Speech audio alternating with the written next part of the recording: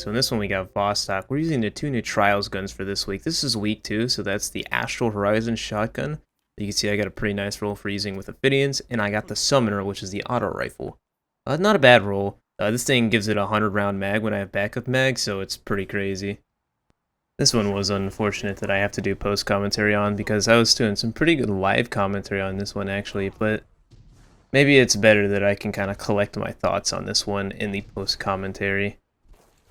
I just talked about some things that I've been talking about to friends, and just recent things that's been resonating with me. I even talked about it on stream for like an hour or so.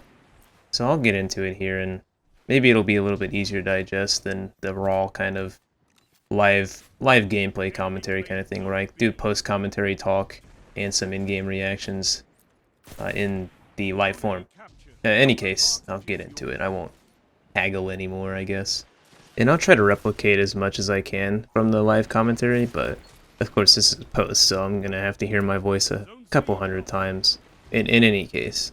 Let's start this off with giving a little bit of a preface on where I'm going with this. So in 2004, there was this movie video type thing that Tony Hawk did called Tony Hawk's Secret Skate Park Tour, and he made like 3 of these, I think.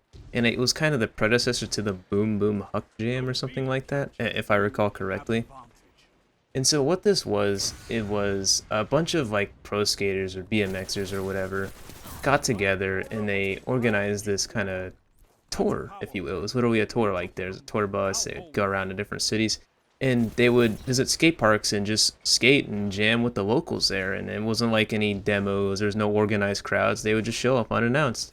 And it kind of showed you like, hey, these aren't like super crazy superstars, you know, these are real people too. And it showed you like, you know, how these people really were when they were put on the, like, you know, not on the high pedestal, but they put themselves on the same level as, you know, the little skater who's just got home from high school and wants to hit some fucking sick moves on the ramp or the quarter pipe. Continuing on from this, I want to go ahead and just throw out there like how much respect and how much of a hero Tony Hawk has always kind of been to me. I've always viewed him as an incredibly humble person, although like when I first seen it, I didn't really understand like that was being humble or anything like that. And it was never about his skill. I always just like, he's like a really nice guy, you know, he was always looking out for other people, and he always kind of put them first. Of course, you know, in certain cases he didn't do this, but you know, you fill in the blanks where you can on that one. And so getting back on the main track of what I was getting into is that there's this collective of really humble guys that just love to do their thing. They love to skate, they love the BMX, and they just showed up and skated and did crazy stuff and talked to the locals. You know, they walk in there and you'd hear people like, yo, what's up, Tony? And you'd be like, yo, hey man, how's it going? You know, give these guys like 30 seconds of their time. Crazy shot by Death Biggie there though. This guy was on fire this match. Just want to throw that one out there. And so they would just, you know, talk to these locals and give them, you know, treat them like a human, and they would treat them like a human. And you can see it like really meant a lot to a lot of these kids and even these grown-ass men. It was like, damn, dude, like, you know, it kind of really showed what the heart of that scene was all about.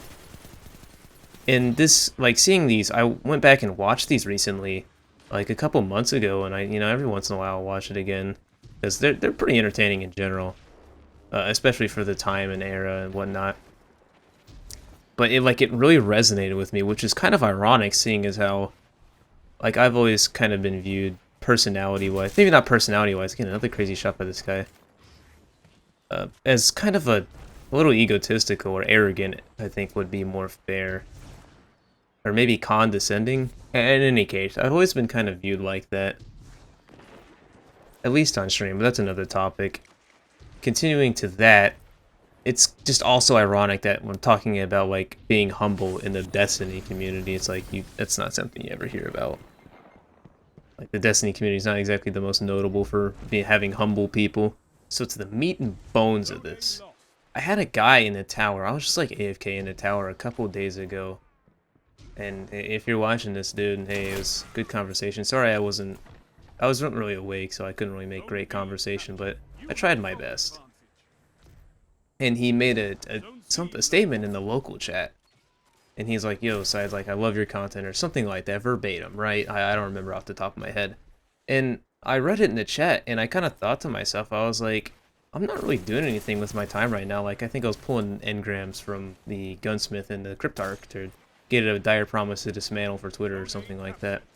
In any case, I thought to myself, I'm not really doing anything meaningful with my time. You know, let's talk to this guy. Let's give him, you know, give him some of my day. Why not? You know, have a conversation.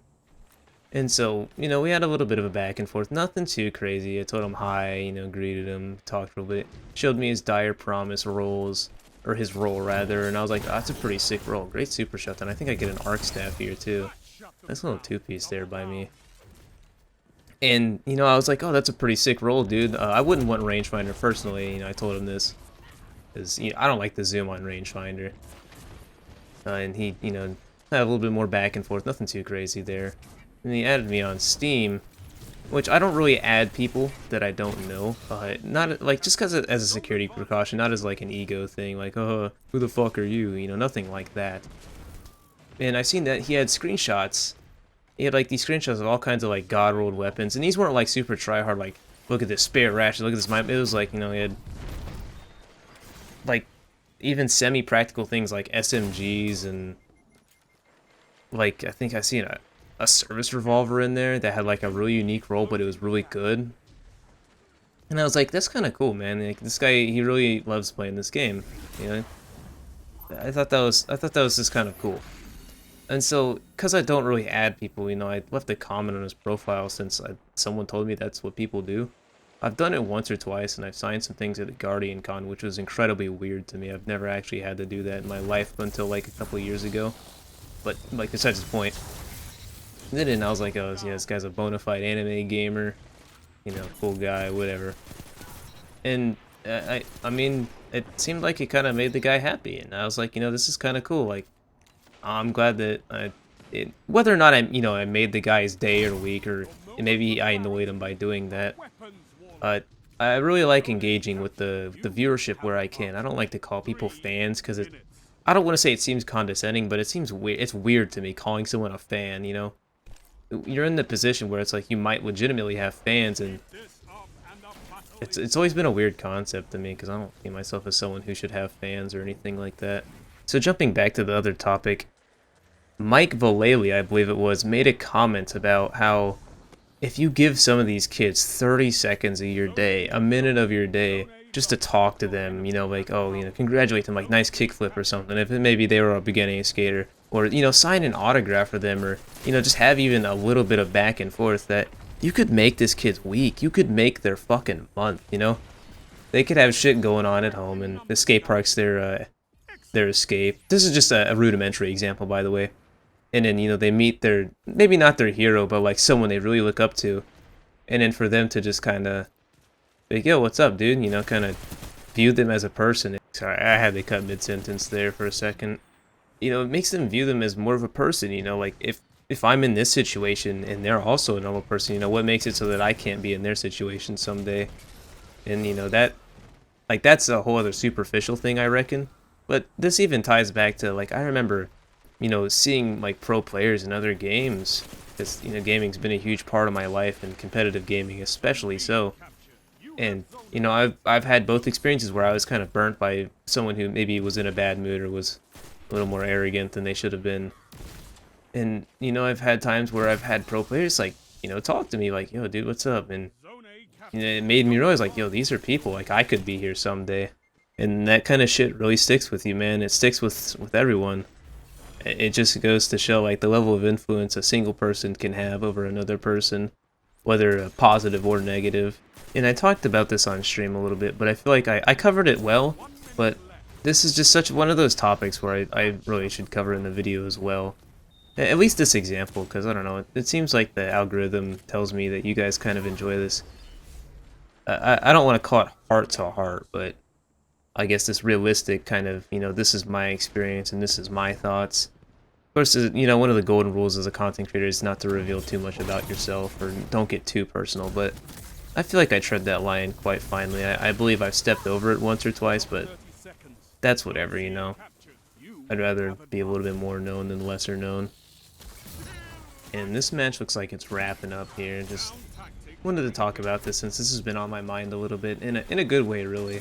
And it's a lot of the motivation for like the recent mentality change and just kind of become a little bit more humble, I guess.